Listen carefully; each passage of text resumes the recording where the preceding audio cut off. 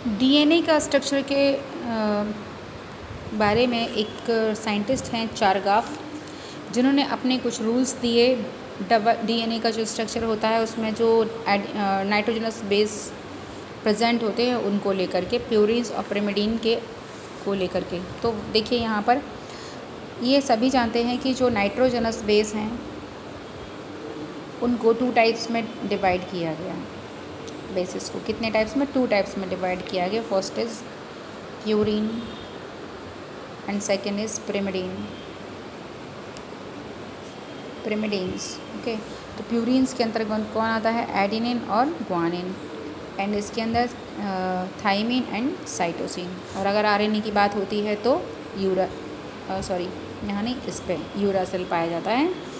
अगर आरएनए होता है तो ये नहीं होता है, ये होता है। तो चारगाफ के अकॉर्डिंग इन्होंने जो फर्स्ट रूल दिया, तो फर्स्ट रूल में इन्होंने बोला कि जो डीएनए का डबल हेलिकल स्ट्रक्चर है या डीएनए का जो स्ट्रक्चर है उसमें जो प्यूरिन्स होते हैं, तो purines always equal to pyrimidines. Means उन्होंने बोला कि जो डीएनए का ये साइकिल है उसमें जितने प्यूरिन्स होंगे उतने ही पिरिमिडीन होंगे। मान लीजिए कि यहाँ पे हमने अभी आपको बताया कि इसमें 5 नाइट्रोजनस बेस पेयर होते हैं। तो यहाँ मान लीजिए मैंने लिखा A G C C, तो ये नाइट्रोजनस बेस लिख गए हैं यहाँ पे। तो इनकी हम पेयरिंग कराएं तो यहाँ क्या होगा? T, यहाँ C, यहाँ G और यहाँ भी G। तो यहाँ ये इन्होंने बोला फर्स्ट रूल में क्या कहा कि जितने प्यूरिन होंगे उतने ही पिरिमिडीन होते हैं। अब यहाँ पर हम प्यूरिन काउंट करें, प्यूरिन कौन कौन से हैं? A है और G है। तो पहले हम A काउंट कर लेते हैं। 1 2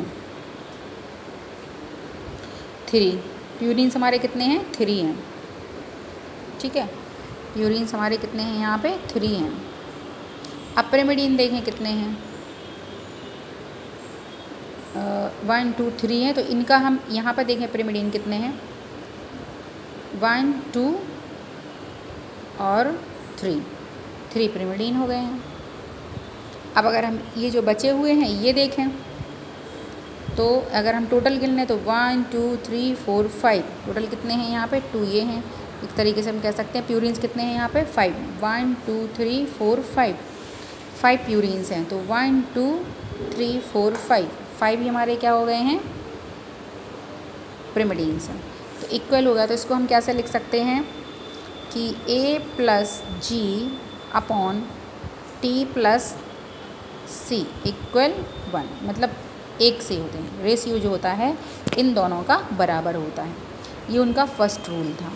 इसको ध्यान रखेंगे, प्यूरिन जितने होंगे उतने ही पिरिमिडीन्स होंगे। यहाँ पर हम काउंट कर लेंगे 1 2 3 जितने भी होंगे गिन लेंगे उनको उतने बराबर, क्योंकि पेयरिंग करने के लिए उनको अपोजिट चाहिए होता तो बात बराबर है।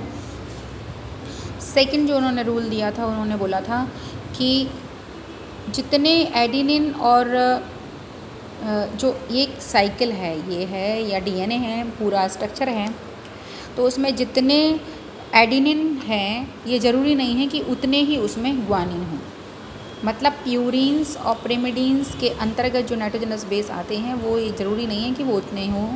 जैसे मान लीजिए कि यहाँ पर हमने बोला A प्लस T, ये जो कॉम्बिनेशन है ये G plus C is not equal to 1, मतलब ये चीज़ बराबर नहीं होती है।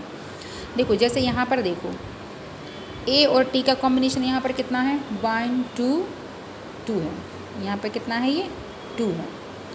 लेकिन G और C का कॉम्बिनेशन कितना है यहाँ पर? 1 2 3, ये कितने हैं? 3 है। तो ये इक्वल नहीं है। मतलब ये देखो यहाँ पर A प्लस G, मतलब ये क्या है? प्यूरिन है और ये पिरिमिडीन है। तो ये तो बराबर होते हैं, लेकिन जो पेयरिंग हो रही है, जिससे पेयरिंग हो रही है वो चीज़ बराबर नहीं होती। पेयरिंग A हमेशा किससे पेयरिंग करता है? थाइमिन से। G हमेशा पेयरिंग किससे करता है? साइटोसिन से। तो ये इक्वल नहीं होते हैं। ये दो इनके मेन रूल थे, फर्स्ट ये और सेकंड ये। तो ये आपको याद रखने हैं। साथ ही साथ उन्होंने बोला कि ये जो अमाउंट होता है, ये वाला अमाउंट हो चाहे ये वाला अमाउंट हो, तो एक स्पीसीज़ कि सभी एक स्पीसीज़ के ऑल मेंबर्स में सेम होता है, लेकिन अलग अलग स्पीसीज़ में ये डिफरेंट होता है। बात समझो, एक स्पीसीज़, एक कोई स्पीसीज़ है, मान लीजिए ह्यूमन है,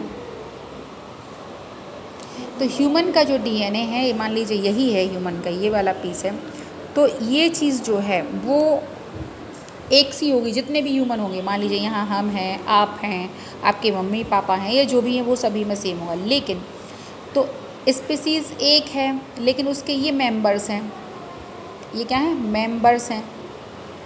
ह्यूमन तो है सारे, लेकिन ये मेंबर्स हो गए अलग। तो एक स्पीसीज़ के अलग अलग जो मेंबर्स हैं उसमें सेम होता है, लेकिन अलग अलग स्पीसीज़, ये species number 1, species number 2, species number 3। मान लीजिए यहाँ ह्यूमन है, यहाँ डॉग है और यहाँ कैट है, तो क्या इनमें सेम होगा? नहीं ना, इसमें अलग होगा ये चीज़। ये इनका जो रेशियो है, ये वाला रेशियो और ये वाला जो रेशियो है, वो क्या चीज़ हो जाएगी? अलग अलग होगी, सेम नहीं होती है। ठीक है।